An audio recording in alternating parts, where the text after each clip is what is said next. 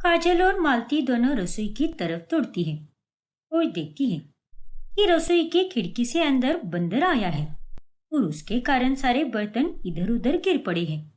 हे भगवान, ये बंदर यहाँ पर कैसे आया? अरे इसका मतलब वो खबर सही थी। हमारे मोहल्ले में वाकई में बंदर घूमने लगे हैं। हे बंदरिया, मेरा मतलब बिजली, इस बंदर को अभी के अभी बाहर निकाल, जल्दी कर, इससे पहले कि ये बाकी के बर्तन गिराकर हमारा और नुकसान कर दे। हाँ मैडम, अभी निकालती है मैं इसे। फिर बिजली उस बंदर को वहां से भगा देती है। फिर ऐसे ही एक दिन, मैडम जरा चक्कर बताओ तो, कैसी बनी है ये दाल? मालती उस दाल को चखकर बहुत खुश होती है। वाह, क्या कमाल की बनी है ये दाल।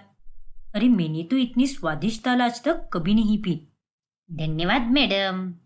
सच कहूँ गुनगुन, तो तेरे हाथ का खाना मुझे उस चंपा के हाथ से भी ज्यादा अच्छा लगता है। तू ऐसे ही दिल से खाना बनाया कर। अब तू तो हमारे घर के सदस्य जैसी ही है। जी मैडम, जरूर बनाएगी मैं। बाकी सास तो अपनी बहुओं के बना हाथ का खाना खाती है, लेकिन एक मेरी बहू है, उसे तो ढंग से चाय तक बनानी नहीं आती। तुझे पता है, एक बार मैंने उसके हाथ की चाय पी थी।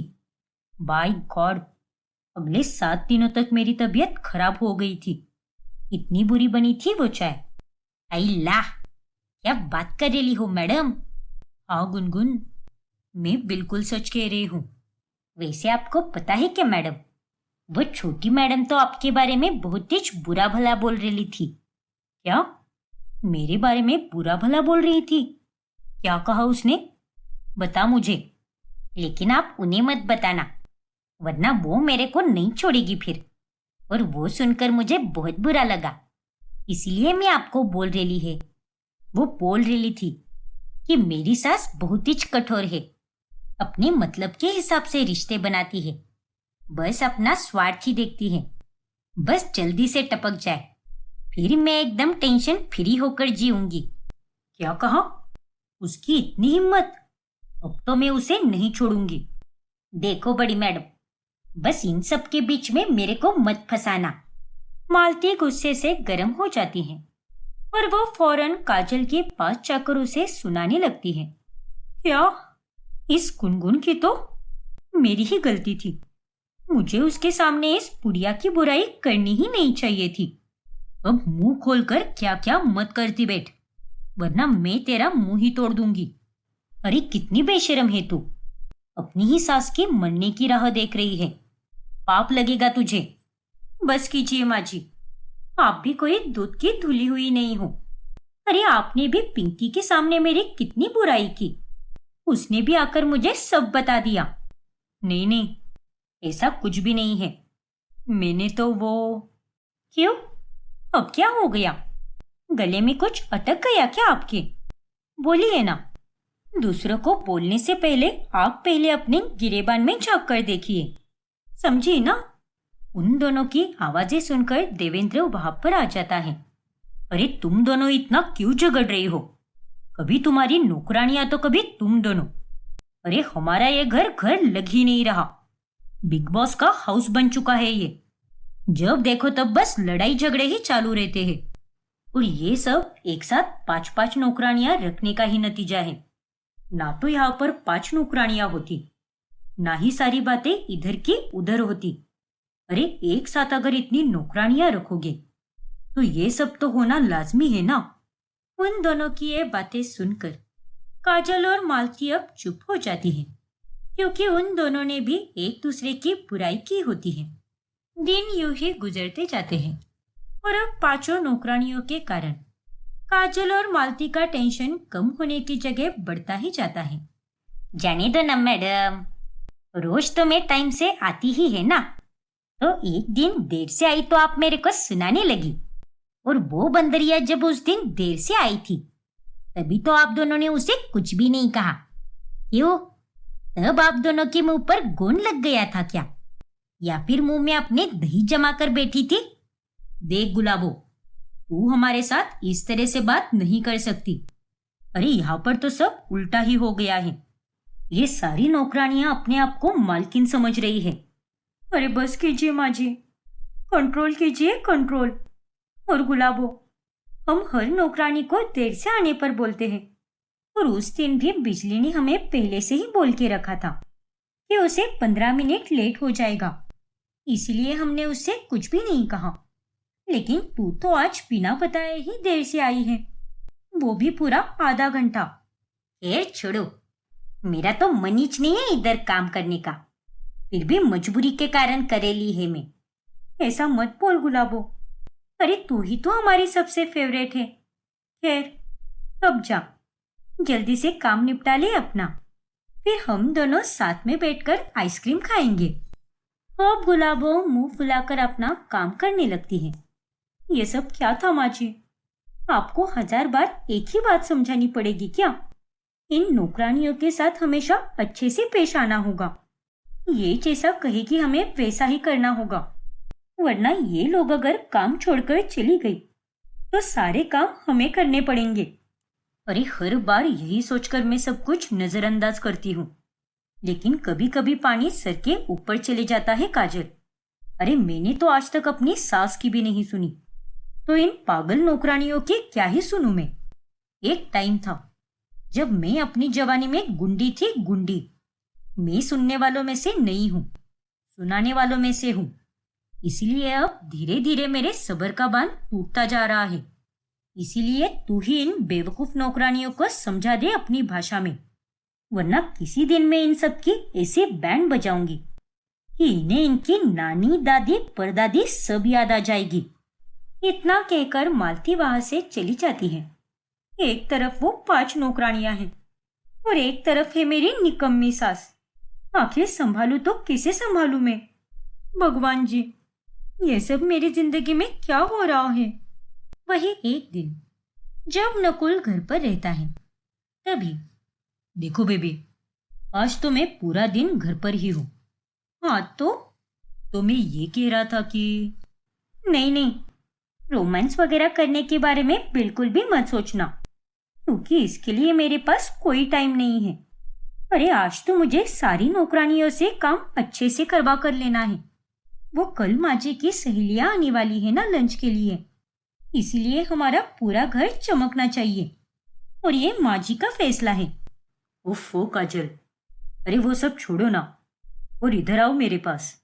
लेकिन नकुल, दोनों करीब आते हैं कि तभी वहां पर बिजली आ जाती है। अल्लाह, सर आप यहाँ पर? माफ कर दो मैडम, मेरे को पता ही नहीं था कि आप दोनों यहाँ पर दिन दहाड़े रोमांस करेले हो। चुप बैठो बिजली। अरे तुम्हें इतनी सी भी अकल नहीं है क्या कि अगर तुम किसी के कमरे में जाती हो तो अंदर जाने से पहले दरवाजा खटखटाया करते हैं और अंदर आने की परमिशन मांगते हैं? हाँ सर, जानती है मैं, माफ कर दियो, इस बार ही ऐसा हुआ, लेकिन अगली बार से मैं पक्का ध्यान रखेगी, देवा शपथ। अरे अब क्या खड़े खड़े हमारा मुंह ही देखने वाली हो क्या? चलो जाओ यहाँ से, फिर बाद में बुलाऊंगी तब आना अंदर, बेवकूफ कहीं की। ठीक है मैडम। फिर बिजली वहां से चली जाती है। देखा ना काजल, अरे ये सब घर में इतनी सारी नौकरानियों को रखने के कारण ही हुआ है।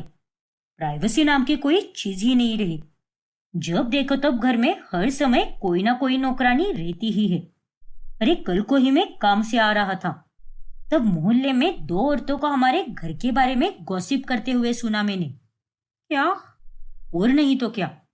अरे ये सारी नौकरानियां हमारे घर पर क्या क्या चलता है ये सब देखती हैं और फिर सारी खबर इधर की उधर फैला देती है।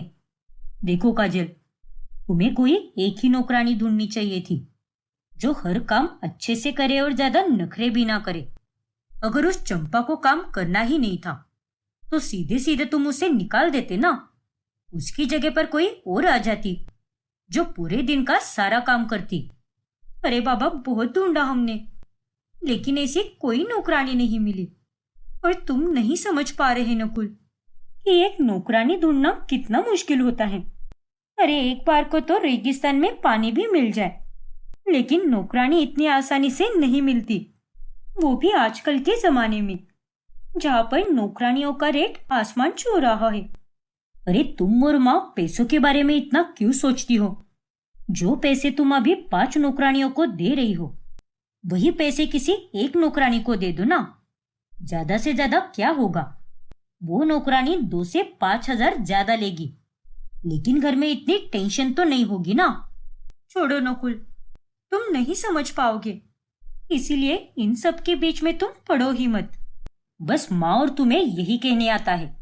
कहती हो कि तुम दोनों सब कुछ संभाल सकती हो, लेकिन सब दिख रहा है कि कितने अच्छे से संभाल रही हो तुम अपनी घर गृहस्थी। खैर, जाओ मेरे लिए कॉफी लेकर आओ, तब तक मैं कोई मूवी लगा लेता हूँ। अब वही करना होगा, घर में प्राइवेसी बची ही कहाँ पर है? जो आदमी दरवाजा बंद करके भी कुछ देर के लिए क्वालिटी टाइम स्पेंड नहीं कर सकता। फिर एक दिन जब घर में मेहमान खाना खाने आते हैं, तभी गुनगुन को बहुत लेट हो जाता है। अरे मैडम जी, और कितनी रोटियां बनानी है? मुझे देर हो रही है। अभी मेरे को रीना मैडम के घर पर भी तो जाना है और वहां पे भी जाके खाना बनाना है। अरे हाँ बाबा, बस थोड़ी ही देर और, फिर चली जाना उसके पास। क्या मैडम जी, थोड़ी देर बोल बोल कर आपने मेरे से पूरा 1 घंटा एक्स्ट्रा का काम करवाया है आज, इसीलिए आपको मेरे को एक्स्ट्रा का पैसा देना होगा। बाकी मैं कुछ नहीं जानती। अब ये क्या भला बात हुई? अब तुझे हम यही से खाना दे रहे हैं ना, तो तुझे अपने घर जाकर वापस खाना बनाने की कोई जरूरत नहीं होगी। अरे आज तक तो हम तुझे इतना समझ कर लेते आए हैं, इतने अच्छे से पेश आते हैं तेरे साथ, लेकिन एक तू है जो हमें ऐसे वक्त पर अपना असली चेहरा दिखा रही है। देखो मैडम, आपको जो समझना है समझ लो, मेरे को तो बस अपना एक्स्ट्रा का पैसा चाहिए। मैं अपने काम के टाइम से 1 मिनट का भी एक्स्ट्रा का काम नहीं कर सकती है, और मेरी ड्यूटी 8 से 10 के बीच रीना मैडम की यहाँ पर होती है। अभी देखो, इधर ही मेरे को 8:30 बज गए हैं, तो रीना मैडम के घर पर सारा काम निपटाते निपटाते मेरे को 10:30 11 बज जाएंगे। अच्छा ठीक है गुनगुन, कोई बात नहीं, ये आखिरी की 2 रोटियां बना दे, फिर चली जाना उनके घर पर। तुझे पता है काजल, अरे वो चारों तो वैसी ही हैं, लेकिन अब ये शांत रहने वाली गुनगुन भी अपनी औकात दिखा रही है। कितनी चिक चिक कर रही है ये। अरे हम क्या इसे रोज रोज एक्स्ट्रा का काम करवाते हैं क्या? और तो और मैंने तो इसे इतना भी कहा कि अपने घर वालों के लिए भी खाना यहीं से लेकर जा, लेकिन उसके बावजूद भी ये मेरे साथ कितने अकड़ से बात कर रही है। जाने दीजिए ना माँ जी, पहली बार समझकर माफ कर दीजिए। अगर इसमें बाद में ऐसा कुछ किया तो मैं ही इसे देख लूंगी। अब चलिए, बाहर सारे मेहमान अकेले बैठे हैं, क्या सोचेंगे वो लोग हमारे बारे में कि उन्हें अकेला छोड़कर हम अंदर चले आ गए। हाँ काजल, चल जल्दी। फिर अगले दिन सुबह सवेरे चंपा के हाथ से महंगा वाला कांच का कप से टूट जाता है, जिसके लिए मालती उसे बहुत सुनाती है। ये सब क्या है चंपा? अरे ध्यान कहाँ पर रहता है तेरा, जो तूने सारे के सारे कप तोड़ दिए, और ये कप सेट तो हमारे सारे कप सेट में से बहुत महंगा वाला था। अंधी हो गई है क्या? माफ कर दियो बड़ी मैडम, सच में गलती से छूट गया मेरे हाथ से, वरना इतने सालों में कभी ऐसा कोई कांड किया है क्या मैंने? अरे तेरे ही कांड के कारण हमें ये सब झेलना पड़ रहा है ना, तो तू पूरे टाइम का काम छोड़कर ये सुबह आने का फैसला लेती, और ना ही हमें एक के बाद एक सारी नौकरानियां लगवानी पड़ती। देखो मैडम, फालतू में सुबह सुबह आप मेरे ऊपर मत चिल्लाओ। अरे मैं अकेली क्या क्या करती, ऊपर से आप लोगों को सारा काम एकदम टाइम टू टाइम चाहिए रहता है। अरे आपने मेरे को क्या येड़ी बेड़ी समझ के रखा है क्या? जो कुछ भी आप बोलोगे मैं वो सब सुन के लेगी क्या? अगर ऐसा ही नाटक चलता रहा तो मैं यहाँ पर काम ही नहीं करेगी, और ना ही उन बाकी की चारों को करने देगी। क्या? हाँ, अरे हम सभी नौकरानियों का गैंग रहता है।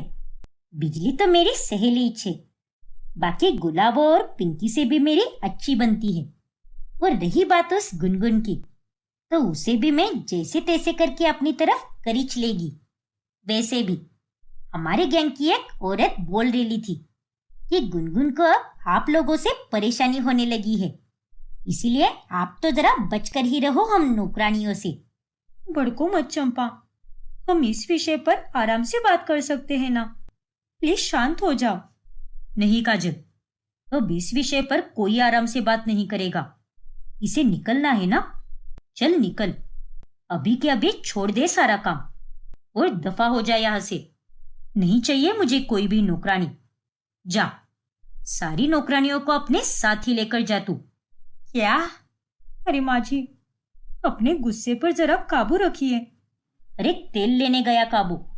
नहीं चाहिए मुझे कोई भी नौकरानी। चल निकल चंपा, वरना मैं ही तुझे धक्के मारकर निकाल दूंगी अभी। बहुत हो गया इन सभी नौकरानियों का नाटक। अरे मैडम जी, जरा आराम से बात कीजिए ना, इतना चिल्ला क्यों रही है? अगर आप इतना चिल्लाएगी तो आपका एचबीपी खाली फोकट हाई हो जाएगा। मैं तो बस ऐसे ही बोल रही थी। अब मैं थोड़ी ना सच में जाने वाली है यहाँ से, पर आप लोग तो मेरे पुराने वाले मैडम लोग हो ना। सॉरी है, मैं चाहती है और आपके लिए मस्त नाश्ता बनाकर लाती है, और वो आपको छोले भटूरे बहुत पसंद है ना, तो मैं आज आपके लिए वही बनाती है। इतना कहकर चंपा रसोई में चली जाती है। देखा ना तूने काजल, कैसे मेरे गुस्सा होने पर और जब मैंने उसे काम से निकाल देने की धमकी दी, तब उसने अपना असली रूप दिखा ही दिया। अरे उसकी तो बोलती बंद हो गई थी।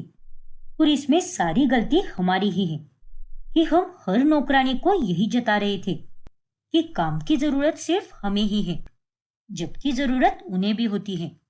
अरे वो लोग तो बस हमारा फायदा उठाते हैं, क्योंकि उन्हें यही लगता है कि हमें उन्हें खोने का डर है, और इसीलिए इनके साथ अब से हमें कठोरता से पेश आना होगा, और तभी जाकर ये सभी नौकरानियां सही से काम करेगी। हाँ माँ जी, शायद आप सही कह रही हो। और इस तरह अंत में मालती और काजल अपना स्वभाव बदल देती है, जिसके बाद वो पांचों नौकरानियां चुपचाप बिना कोई नाटक किए अपना सारा काम करती है। अमृता रितिका को तुरंत कमरे में लेकर जाती है और वो उसकी चोट पर मरहम लगाती है। आउच! ओह! अरे बस हो गया, अब तुम्हें आराम महसूस होगा। क्या करती हो रितिका? अरे इतनी जल्दबाजी किस बात की थी? कौन सी तुम्हारी ट्रेन छूट रही थी? चुप रहिए भाभी, सीढ़ियों पर पानी फैला हुआ था, इसीलिए मैं फिसल कर गिर गई, और मैं जानती हूँ कि वो पानी आप ही ने फैलाया था ताकि मैं गिर जाऊं, है ना? क्या? अरे ये तुम क्या बकवास कर रही हो? भला मैं ऐसा क्यों करूंगी? क्योंकि आप मेरी और शौर्य की अमीरी से जलने लगी हो। आपसे हमारी खुशियां देखी नहीं जा रही। देखो रितिका, अपनी ये फालतू की बातें बंद करो, वरना मैं भूल जाऊंगी कि तुम मेरी देवरानी हो, जो मुंह में आता है बोल देती हो। अरे तुम्हारे घर वालों ने कुछ लिहाज वगैरह करने का सिखाया है कि नहीं? उतने में वहां पर मोगरा आ जाती है। अरे मेम साहब, आप सारा बिल अमृता दीदी पर मत फाड़िए, असली कसर तो मेरा ही है। सीढ़ियों पर मैंने पानी फैलाया था। क्या? हाँ मेम साहब, वो मैं पोछा लगा रही थी और गलती से सीढ़ियों पर पानी ज्यादा ही छोड़ दिया मैंने, जिसे मैं पोछने ही वाली थी, लेकिन उससे पहले आप वहां पर चली गई। अरे क्या करती हो मोगरा? अपना दिमाग घर पर छोड़कर आई हो क्या? लापरवाही पे लापरवाही करती हो तुम तो, पागल कहीं की। माफ कर दियो मेम साहब, लेकिन आज के बाद मैं एक टाइम पर एक ही काम करूंगी और उसके बाद ही मैं दूसरा काम करूंगी, और आपको तो शिकायत का एक मौका भी नहीं दूंगी, देवा शपथ। अच्छा ठीक है, अब जाओ यहाँ से। देखा रितिका, अब बोलो। हो जाती है कभी कभार गलत फहमियां, उसमें क्या है? इसीलिए आइंदा से सोच समझ कर ही बात किया करो मुझसे, क्योंकि मैं अब तुम्हारा कुछ भी सुनकर नहीं लेने वाली, क्योंकि अगली बार से मुंह से नहीं बल्कि सीधे हाथ से जवाब दूंगी मैं। इतना कहकर अमृता वहां से चली जाती है और रितिका गुस्से से लाल हो जाती है। ये सब तुम्हारे ही कारण हुआ है मोगरा। अरे हर बार तुम्हारी गलतियों के कारण मुझे अपनी गरीब जेठानी की 4 बातें सुननी पड़ती है। अब जाओ, जाकर मेरे लिए छोले भटूरे, खीर, आलू पनीर के पकोड़े और समोसे बनाओ। अरे बाप रे, इतना सब मैं कैसे बनाएगी लेकिन, क्योंकि अभी तो मेरे पास कितना सारा काम पड़ेला है। वो मैं कुछ नहीं जानती। जो मैंने कहा है वो तुम्हें बनाना ही पड़ेगा और यही तुम्हारी सजा है। देवा रे देवा। मोगरा का सिर तो मानो चकराने लगता है और उस बेचारी को ढेर सारा काम करना पड़ता है।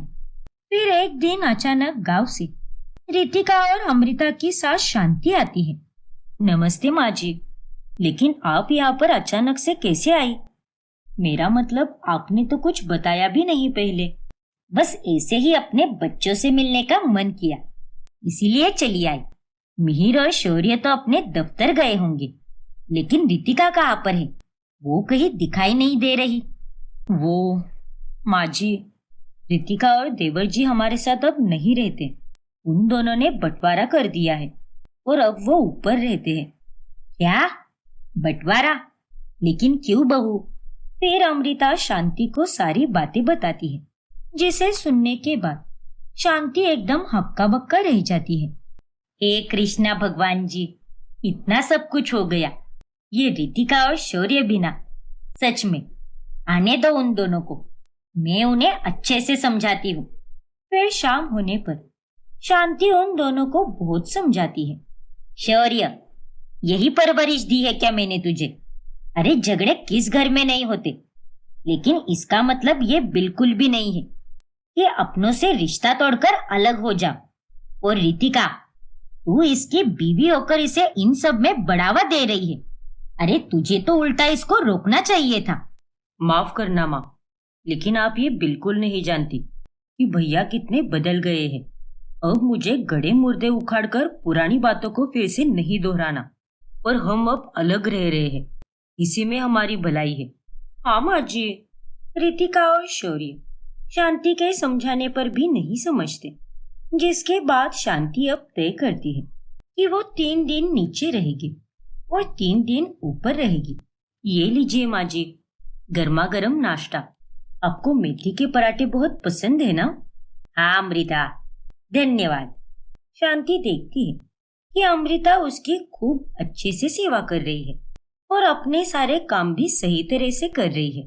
फिर एक रोज मोगरा नीचे के हिस्से की सफाई कर रही होती है।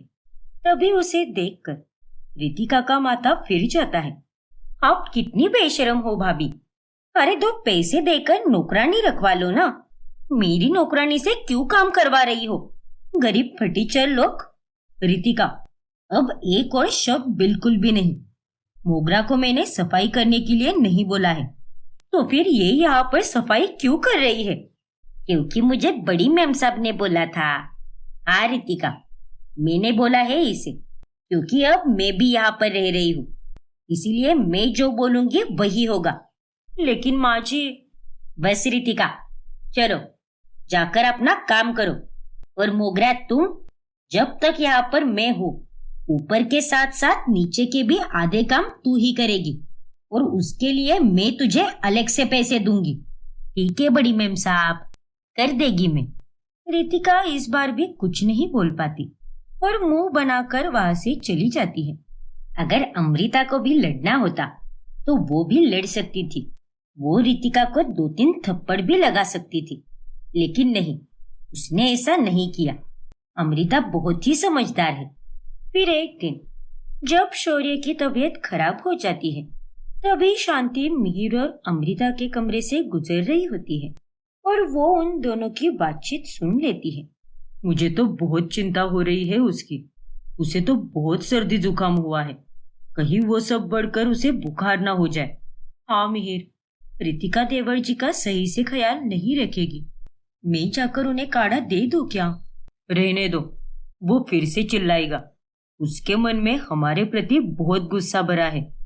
बेचारे, इन दोनों को शौर्य की कितनी चिंता है। जहां तक अब मैं समझ पा रही हूँ, इनके मन में तो कोई मेल नहीं है।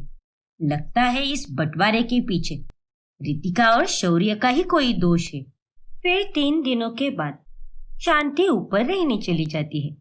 तभी वाओ, अब होगी हीरो की एंट्री। अरे रितिका बहू, जल्दी से चाय दे दे मुझे, मोगरा बनाना भूल गई है। रितिका, अरे जिंदा है या चल बसी? रितिका की तरफ से कोई भी आवाज ना आने पर शांति उठकर उसके कमरे में चली जाती है। वाह वाह वाह, मैं यहाँ पर गला फाड़ फाड़ कर तुझे आवाज लगा रही हूँ और तू यहाँ पर बैठकर मजे से फिल्म देख रही है। माफ कीजिए माँ जी, मुझे तो कुछ सुनाई भी नहीं दिया। चल अब जल्दी से उठकर मेरे लिए चाय बना दे, मुझे चाय की तलब लगी है। नहीं माँ जी, मैं चाय 1 घंटे के बाद ही बनाऊंगी, क्योंकि फिलहाल तो मुझे मूवी देखनी है। क्या कहा तूने? अरे मेरी सेवा से ज्यादा तुझे तेरी ये मूवी जरूरी है क्या? देखिए माँ जी, माना कि आप बूढ़ी हो गई हो, लेकिन आपके हाथ पैर अभी भी सही सलामत है। और अगर आपसे 1 घंटे का सब्र नहीं हो रहा तो आप खुद ही जाकर चाय बना लीजिए। क्या? इस तरह रितिका शांति के लिए चाय बनाती ही नहीं और शांति को इस बात का बहुत गुस्सा आता है। फिर बाद में, माँ, ऊपर का हिस्सा कैसे लगा आपको? यहाँ पर मैंने सब कुछ नया बनाया है। अरे अच्छा ही लगा होगा, नीचे का हिस्सा तो बहुत ही लो क्लास है, लेकिन हमारा हिस्सा तो एकदम अमीरों वाला है। अब क्या करें, नीचे वाले लोग गरीब जो ठहरे। बस भी कर रितिका, अरे जब देखो तब अपनी अमीरी का घमंड दिखाती रहती है, जरा जबान संभाल कर बात किया कर मेरे सामने। फिर रितिका चुप हो जाती है। ऐसे ही एक दिन शांति सोकर उठती है तो रितिका को चंचल के साथ फोन पर बात करते हुए सुन लेती है। हाँ, अरे नहीं बाबा, माँ जी उन दोनों भाइयों को एक कर ही नहीं पाएगी। मैं हूं ना, मैं शौर्य को फिर से भड़काऊंगी, ठीक उसी तरह जैसे मैंने पहले भड़काया था, वो भी झूठ बोलकर, जबकि भैया ने वैसा कुछ बोला ही नहीं था। इस तरह रितिका चंचल के साथ सारी पुरानी ही बातें करती है, जिन्हें सुनकर शांति हैरान रह जाती है। बाप रे, इसका मतलब इन दोनों भाइयों में फुट इस रितिका ने ही डाली है, ताकि शौर्य अमीर होने के बाद सारे पैसे अपने भैया पर ना उड़ाए और सिर्फ इसी के हाथ में दे दे। फिर अगले दिन शांति जानबूझकर रितिका के सामने अमृता से कहती है, अरे रितिका जरा भी अच्छी नहीं है, वो तो दिन भर बस अपने में ही लगी रहती है, तुझमें और उसमें तो जमीन आसमान का फर्क है। अरे नहीं माँ जी, ऐसी कोई बात नहीं है। वो मुझसे उम्र में छोटी है, नादान है और उसे समझ नहीं है रिश्तों की। वक्त के साथ वो सुधर जाएगी, क्योंकि उसका दिल साफ है। बस कुछ कुछ हरकतें बुरी है उसकी। वो और देवर जी चाहे हमसे कितनी भी नफरत क्यों ना कर ले, लेकिन मैं और मिहिर, हम दोनों उससे प्यार करना कभी नहीं छोड़ेंगे। रितिका ये सब सुन लेती है और उसकी आंखें अब नम हो जाती हैं। अब रितिका को समझ आएगा कि उसकी जेठ और जेठानी कितने अच्छे हैं। मैं ये जानबूझकर कर रही हूँ ताकि उसकी अकल ठिकाने पर आए। फिर बाद में शांति अमृता को गहने देती है और जोर से बोलती है ताकि रितिका उसे सुन पाए। ये ले अमृता बहू, ये गहने तेरे लिए हैं। मैं दोनों जगह पर रही, लेकिन तूने ही मेरी सबसे ज्यादा सेवा की है। वो रितिका तो किसी भी काम की नहीं है। नहीं माँ जी, आप ये गहने मुझे मत दीजिए, आप इसे रितिका को ही दे दीजिए। और वो काम भी करती है, लेकिन बस थोड़ी सी आलसी है। वो इतनी समझदार भी नहीं है, लेकिन हम तो है ना, जाने दीजिए उसे। लेकिन आप ये उसे ही दे दीजिए, इसे देखकर वो बहुत खुश हो जाएगी। अरे पर वो तुझे कितना बुरा बोलती है, और फिर भी तू उसके पीठ पीछे उसके लिए इतना अच्छा कैसे बोल सकती है? अब क्या करूं माँ जी, उसे मैंने कभी अपनी देवरानी माना ही नहीं, हमेशा अपनी छोटी बहन की तरह ही माना था। और बड़ी बहन अगर छोटी बहन के नखरे सहन नहीं करेगी तो कौन करेगा? अमृता की ये बातें सुनकर रितिका को फिर से बहुत बुरा लगता है। अब रितिका को धीरे धीरे अपनी गलतियां समझ आ जाती है। फिर एक रोज जब सास का गांव जाने का दिन होता है, तभी मिहिर और अमृता देखते हैं कि रितिका नीचे के हॉल में बैठकर रो रही है। क्या हुआ रितिका, तुम रो क्यों रही हो? भाभी, वो मैंने एक जगह पर 25,000 रुपए लगाए थे ताकि पैसे दुगने हो जाए, लेकिन वो आदमी धोखेबाज निकला। उसने मुझे उल्लू बनाया और मेरे सारे पैसे लेकर वो भाग गया। क्या? अब ना जाने में शौर्य को क्या जवाब दूंगी। अगर उसे ये सब पता चला तो वो तो मेरी जान ही खा जाएगा। अरे ये सब तुम क्या करती रहती हो रितिका? हाँ रितिका, अरे तुम्हें उस आदमी को पैसे देने से पहले उसके बारे में जांच कर लेनी चाहिए थी। खैर, अब तुम चिंता मत करो। ये लो, ये पैसे रख लो। लेकिन भैया। रख लो रितिका, मैं तुम्हारे बड़े भाई की तरह हूँ। तुम्हारे आंसू मुझसे देखे नहीं जा रहे। फिलहाल के लिए ये पैसे रख लो ताकि शौर्य को पता ना चल पाए। बाकी मैं पुलिस कंप्लेन करके उस फ्रॉड आदमी को पकड़वा दूंगा। भैया। मिहिर और अमृता का ये रवैया देखकर रितिका उनके गले लग जाती है। तभी वहां पर शौर्य और शांति भी आ जाते हैं। क्यों रितिका, समझ आया अब? अरे जिन जेठ और जेठानी को तू गलत समझती रही, आज उन्होंने ही तुझे बचाया है। माँ जी आप?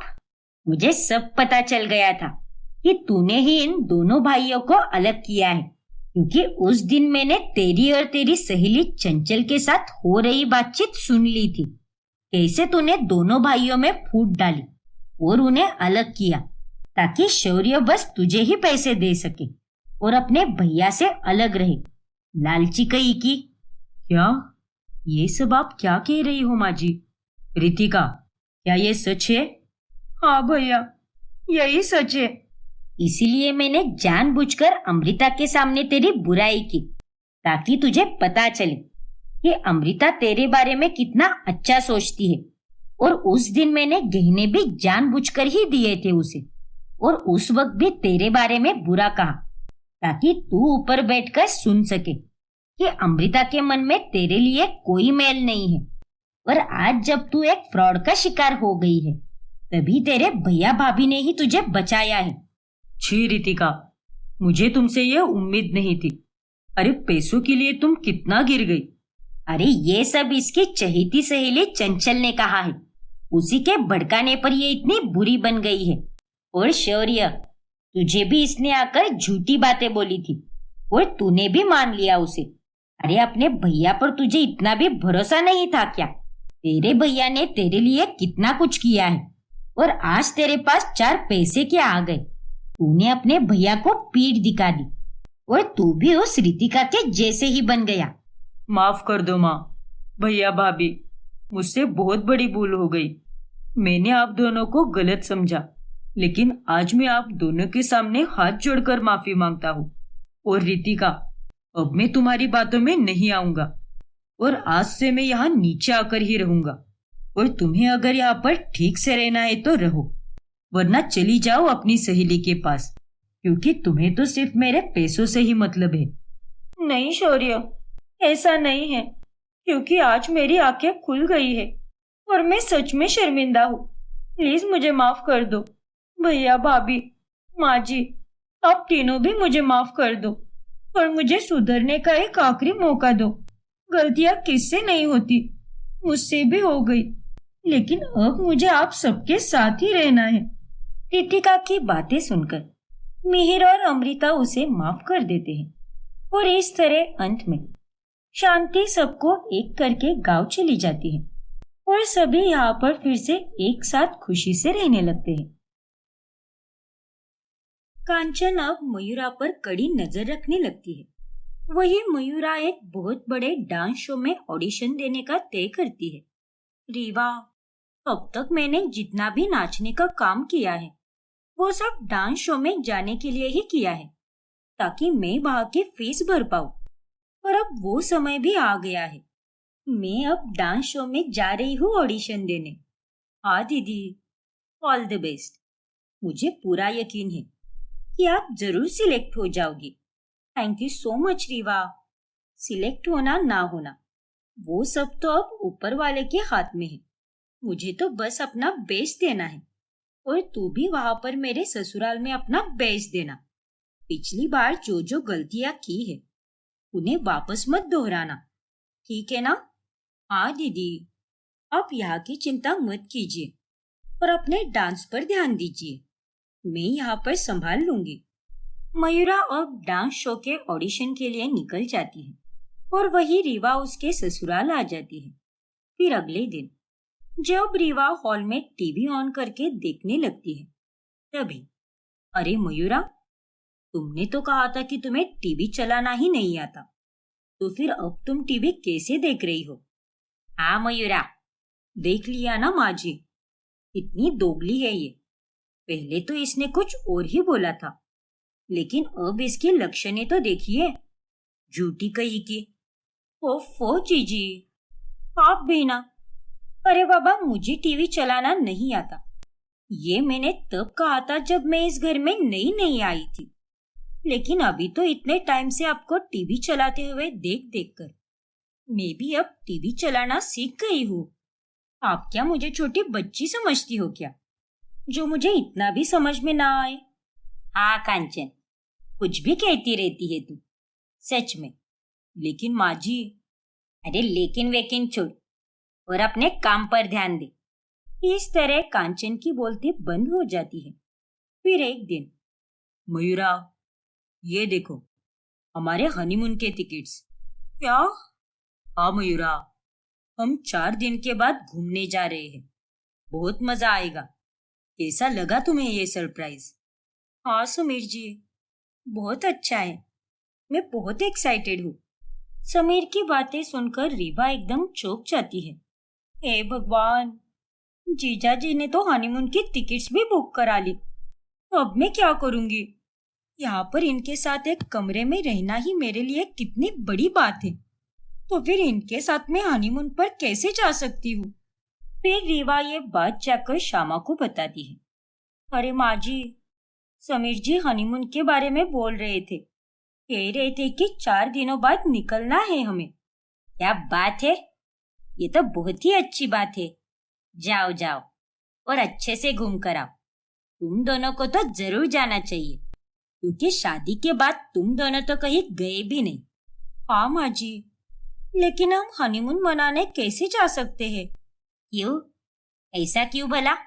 क्यों नहीं जा सकते?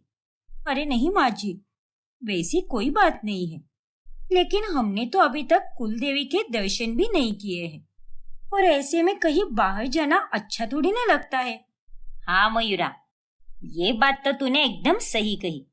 इसे कहते हैं असली संस्कार। ठीक है बहू, तुम दोनों पहले कुल देवी के दर्शन करके आओ, फिर उसके बाद हनीमून पर चले जाना।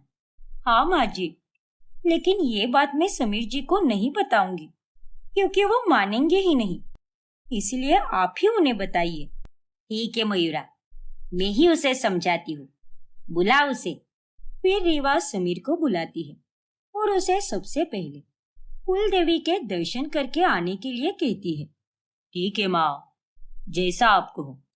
तो फिर तय रहा मयूरा, हम हनीमून पर नहीं बल्कि गांव में देवी के दर्शन के लिए जाएंगे।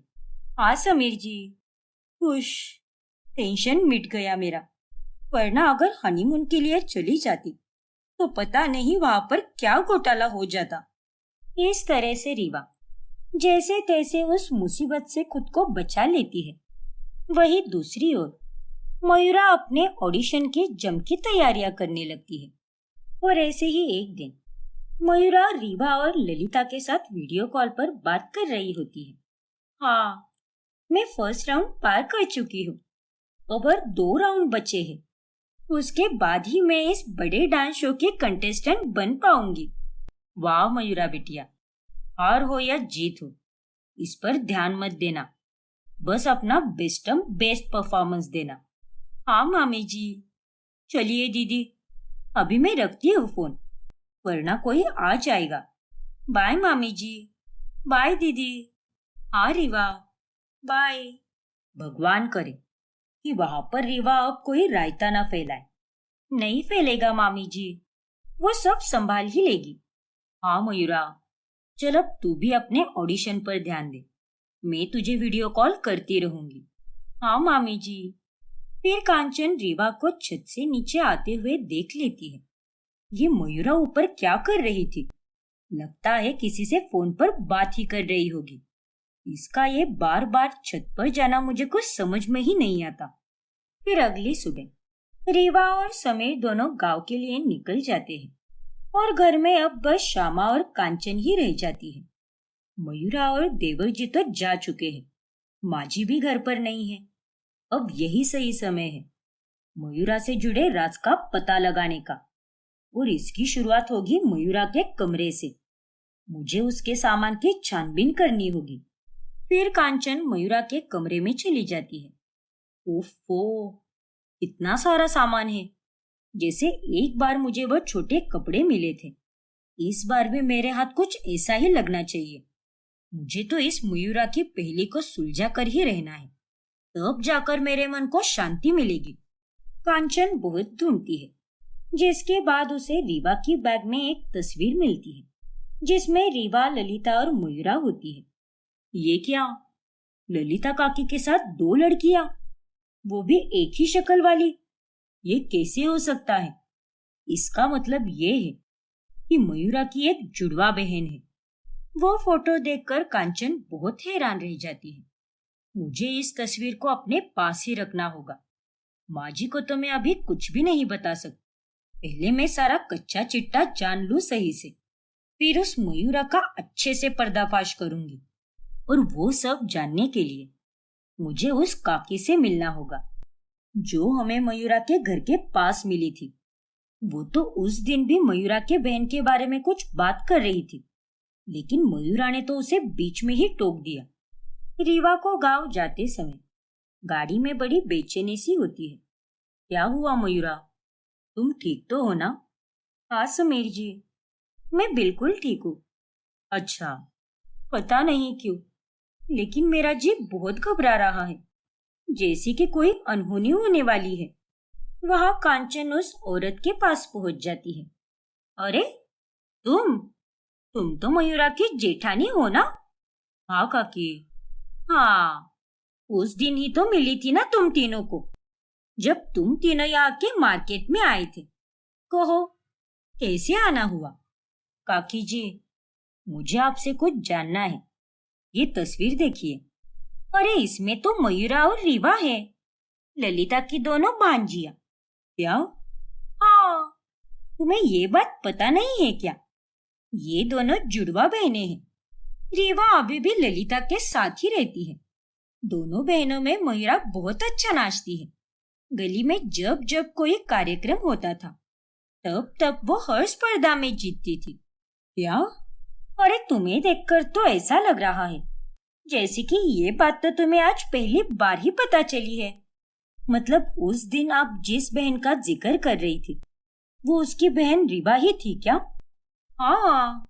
अब रीवा के अलावा उसे और कौन सी बहन है?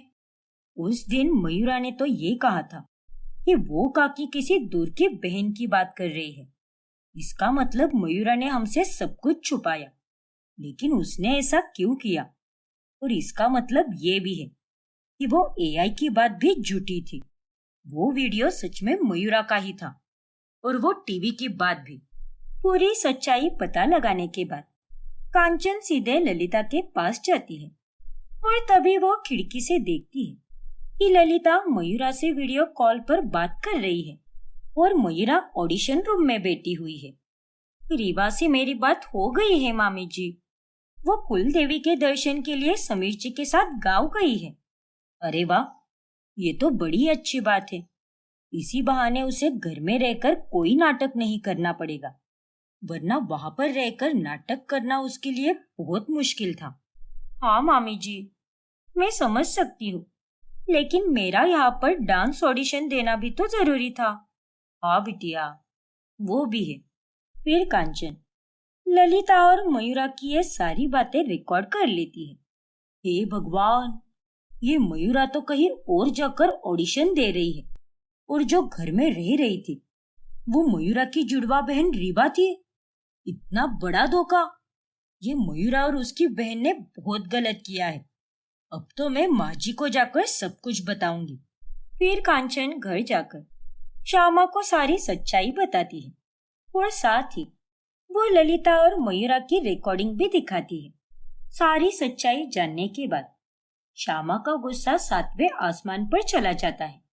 कांचन बहू, अभी के अभी उन तीनों को यहाँ पर बुला, फिर वो चाहे कहीं पर भी हो, मुझे कुछ नहीं पता। आज उन तीनों को मेरे सामने आना ही होगा। जी जी माँ जी। अब लगेगी आग, और इस आग में तो मुझे घी डालने की भी जरूरत नहीं है, क्योंकि ये आग तो सब कुछ जला कर ही रहेगी। फिर कांचन उन तीनों को फोन करके घर पर बुलाती है और शाम तक वो तीनों घर आ जाते हैं। समीर भी कांचन और रीवा को देखकर हैरान रह जाता है। दो मयूरा, ये सब क्या है? आखिर यहाँ पर क्या चल रहा है? कोई मुझे कुछ बताएगा? 1 मिनट देवर जी, मैं आपको कुछ दिखाती हूँ। तभी कांचन वो वीडियो समीर को दिखाती है और वो उसे सारी कहानी बताती है, जिसे जानकर समीर भी दंग रह जाता है। मयूरा, तुमने हमसे इतनी बड़ी बात छुपाई। अरे कम से कम मुझे तो बता देती। माफ कीजिए समीर जी, मुझसे बहुत बड़ी गलती हो गई, लेकिन मैं भी क्या करती, मैं मजबूर थी। मयूरा की बात सुनकर श्यामा उसे जोरदार थप्पड़ लगाती है। माफ कीजिए माँ जी, लेकिन मेरा ये सपना था और इसे पूरा करने के लिए मुझे ये सारा नाटक करना पड़ा। अरे बेवकूफ लड़की, ये तेरा सपना था, हमारा नहीं। और तूने हमसे ये बात क्यों छुपाई? तो और मैं क्या करती माँ जी, आपकी नजर में नाचना और गाना ये सारी बेशरम हरकतें थी, इसीलिए मुझे छुपाना पड़ा। अरे जब तुझे सब पहले से ही पता था कि मुझे ऐसी बहू नहीं चाहिए, तो तू क्यों आई यहाँ पर? मना कर देती ना इस रिश्ते को। नहीं माँ जी, ये सब इतना आसान नहीं था। मुझे मामी जी ने कहा था कि समीर जी जैसा लड़का मुझे कभी नहीं मिलेगा। वो बहुत अच्छे हैं और मुझे भी वो पसंद आए, इसीलिए मैंने ये शादी की। मैं अपना सपना तो साकार करना चाहती थी, लेकिन उसके साथ ही मुझे एक शादीशुदा जिंदगी भी ठीक से चलानी थी, इसीलिए मुझे ये नाटक करना पड़ा। आखिर मामी जी पर भी मैं और कितने दिन बोझ बनकर रहती। लेकिन मयूरा, तुमने हमें बहुत बड़ा धोखा दिया है। और अगर तुम्हारे ख्वाब इतने ही बड़े थे, तो तूने समीर से शादी की ही क्यों? रीवा को मंडप में बिठा देती। नहीं माँ जी, मुझे समीर जी बहुत पसंद आ गए थे, और आप भी। मुझे तो आपके बारे में ये भी पता था कि आप एक पुराने ख्यालों वाली हो, लेकिन फिर भी मुझे ये रिश्ता बहुत पसंद आया, इसीलिए मैं अपने सपने और शादी के बीच में फंस गई। और काकी जी, माना कि दीदी ने आप सबके दिलों के साथ और भावनाओं के साथ खिलवाड़ किया है, लेकिन ये तो बस अपना सपना पूरा करना चाहती थी और कुछ नहीं। और उस दिन वाले वीडियो में भी मैं ही थी जो वायरल हुआ था। मैं ही उधर फंक्शन में जाकर नाचती थी ताकि डांस शो की फीस भर सकूं। अरे तेरा जो भी हो, लेकिन मैं एक नचनिया को अपने घर की बहू के रूप में कभी नहीं स्वीकार सकती।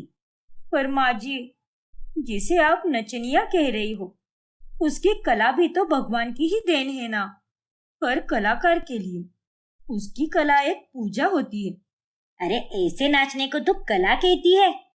नाचना है तो भक्ति गीत पर नाचना, कथक कर, अलग अलग क्लासिकल डांस कर। नाच कैसा भी हो माँ जी, है तो वो एक पवित्र कला ही ना। बस व्यक्ति के देखने का नजरिया वैसा होना चाहिए। वक्त के साथ साथ सब कुछ बदल चुका है माँ जी। अगर आप पुराने ख्यालों में ही अटकी रहोगे तो ये सब कैसे चलेगा? तो आप आगे कभी नहीं बढ़ पाओगे। आपको पिज्जा पसंद है, बर्गर पसंद है। हर रविवार को मैं आपको अलग अलग तरह के बर्गर बना कर देती हूँ, और अगर मैंने आपको रोज रोज वही पुरानी रोटी सब्जी खिलाई तो क्या आप उसे खा पाओगे? नहीं ना। अगर खाने में आप बदलाव ला सकती हो तो फिर सोच में क्यों नहीं माँ जी? हाँ काकी जी, दीदी कोई गलत काम नहीं कर रही, प्लीज हमारा विश्वास कीजिए। हम मजबूर थे, इसीलिए हमें ये सब करना पड़ा। और अगर आपको ये लग रहा है कि दीदी ने संस्कारी होने का ढोंग किया है, तो वो भी गलत है, क्योंकि दीदी तो पहले से ही ऐसी थी। संस्कार उसमें कूट कूट कर भरे हैं। शायद रीवा और मयूरा सही कह रहे हैं माँ। मयूरा का इरादा गलत नहीं था, बस उसने तरीका गलत अपनाया। और मयूरा, अब मैं तुम्हें पूरी तरह समझ पा रहा हूँ। थैंक यू समीर जी। और जीजी, आप भी मुझे माफ कीजिए। इतना सब कुछ होने के बाद भी मैंने आपको इन दोनों की नजरों में गलत ठहराया ताकि मैं बच सकूं। नहीं मयूरा, कोई बात नहीं। तुम्हारी बातें सुनकर मुझे भी अब समझ आ गया है कि तुम गलत नहीं हो। आज तक मैं माँ जी को इतने अच्छे से समझा ही नहीं पाई जितना कि तुमने समझाया है। माँ जी, क्या अब भी मैं आपको गलत ही लगती हूँ? नहीं मयूरा, शायद मैं ही गलत थी जो पुराने ख्यालों में जीती थी। मैंने तेरे साथ साथ इस कांचन को भी बहुत गलत ठहराया। जमाना बदला, लेकिन मैं नहीं बदली। तू सच में बहुत गुणी और संस्कारी है बेटा। बस तेरी एक ख्वाहिश है जिसे तू पूरा करना चाहती है, और उसमें कोई बुराई नहीं है। नाच बहू, अब से हम भी तुम्हारे साथ हैं। क्या? सच में? धन्यवाद माँ जी। इस तरह अंत में सब ठीक हो जाता है और सभी मयूरा के सपने को पूरा करने में उसका साथ देते हैं।